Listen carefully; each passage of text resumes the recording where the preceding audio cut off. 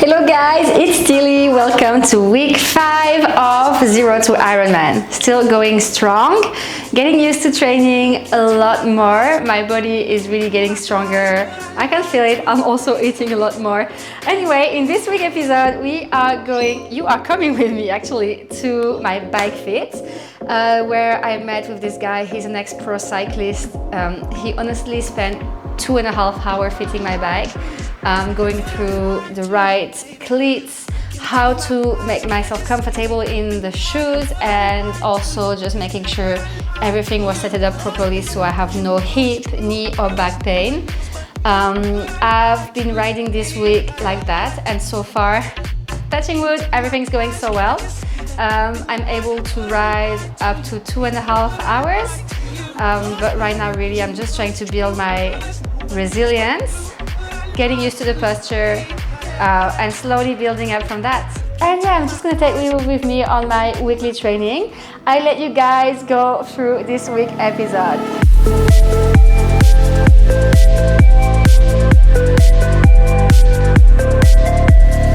The strength programming right now, I'm doing it my own. I'm studying physiotherapy and I'm really appreciating that I can just plan accordingly, so I make my strength training match the training I'm doing, just so it translates to running and to cycling, so it's actually functional for what I'm doing. So doing some single leg bent knee calf raises, just to try and target a little bit more the soleus. It's the primary muscle that works when you're running. It generates so much force. Body weight only because I was tired, but I would usually try to work this muscle with loads on top, to just like really strengthen it. And then basic this week, squats, deadlift, just trying to strengthen my posterior chain a little bit more, deadlift for my hamstrings and glutes, and some squats just to like try like some slow squats actually, to just try and build a little bit more quad strength when I'm pushing up. It was quite a light strength training because my body was a little bit tired at that point and I wanted to be productive without like just draining my energy too much.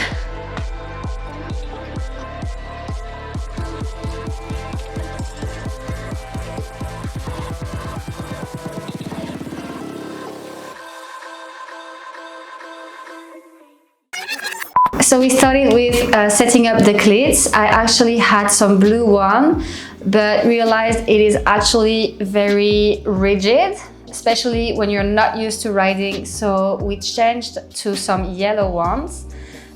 He spent like 1 hour just like making sure I was comfortable and could actually generate the proper power when I'm pedaling, which was I really appreciated that.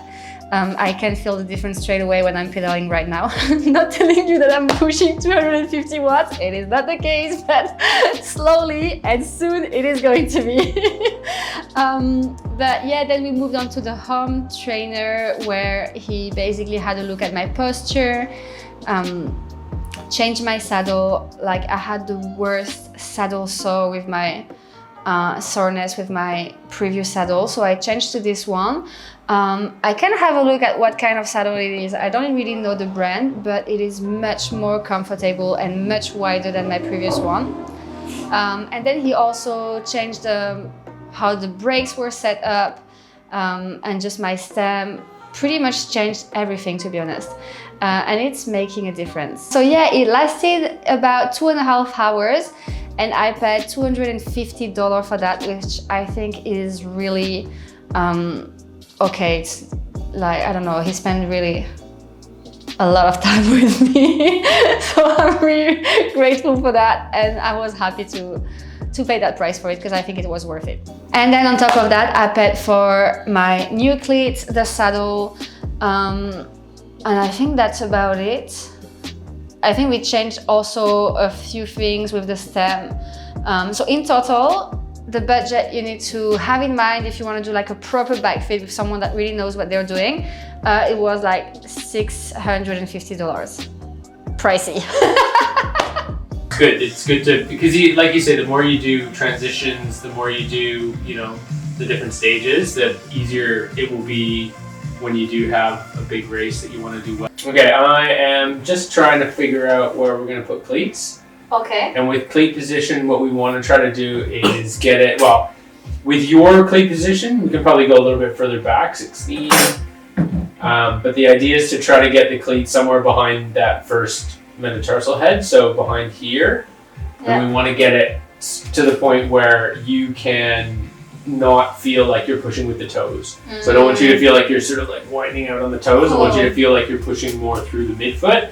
And moving the cleat back is really helpful. So I'm just going to be marking these points on the shoes, and then we'll be able to mark the cleat, and then we'll be able to slide it into the right position that way. Cool. Then we'll do the rotation, and then we'll do a bit of foot correction, because I think it's worth just checking foot correction now and seeing if you need anything to do there, which is sort of angles, arch support, stuff like that.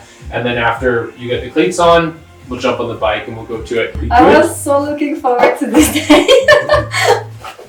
And are you going to put the aero bars on? Yes, Yeah. I want to. But first I'm going to try to learn and ride step by step. Okay, yes. But for the actual race, yes, the goal is to know how to do that. That's the whole point, is you get to be in an aerodynamic position for very little energy, output. It's just, you can relax. You just kind of lay down and go.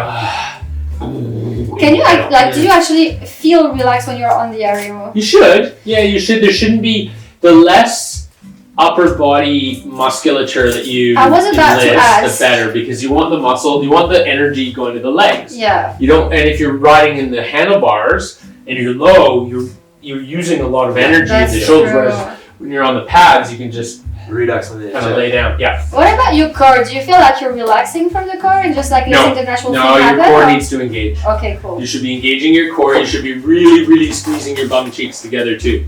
Okay. So, yeah. See, that's the kind of thing that is so useful. Glute engagement is really, it's like when you have really good running form and you're kind of leaning forward a little bit and your core is engaged, your tummy is open, your diaphragm is working, and your glutes are propelling you forwards. On the bike, it's the same thing. You want to be pushing down and driving from the hip, not driving from the knee, because it just is way more muscles up there. And then you'll find that to hold the hips, you have to have the core engaged. And this is where good cyclists, when you see them pedaling, they don't move, they just pedal. Yes. Whereas so bad cyclists pedal like this.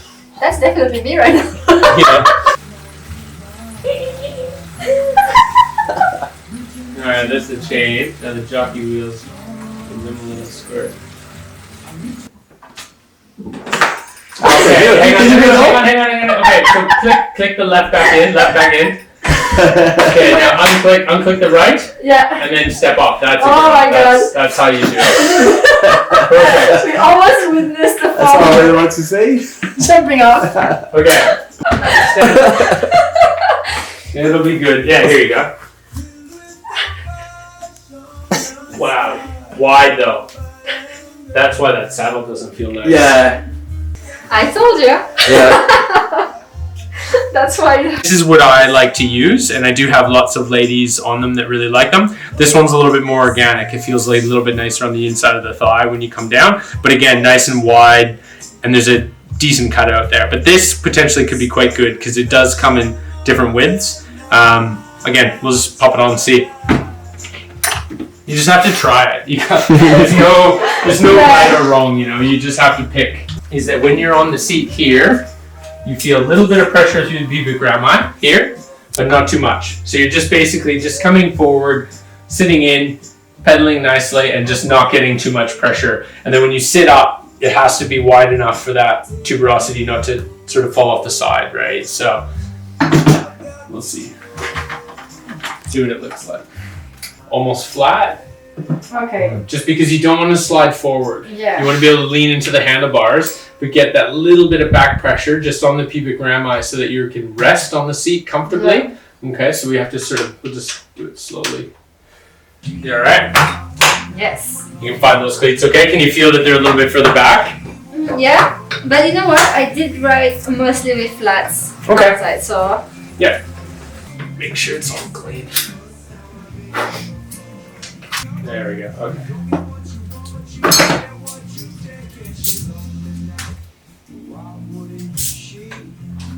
Oh.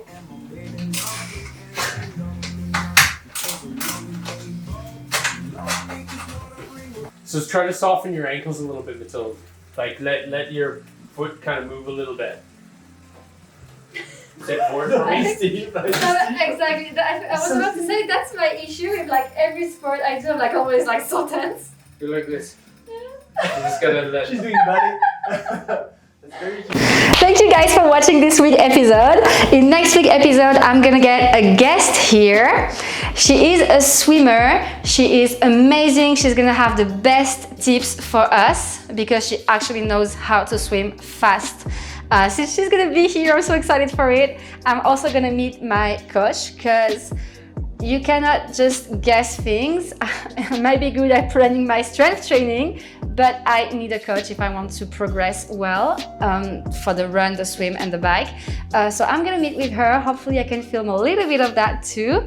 And yeah, guys, thank you so much for watching. If you're not following my channel yet, please just drop a little follow, a like, or maybe just a comment if you have any question for me or any tips. Anything is helpful, guys. Thank you so much for being here with me. See you next week.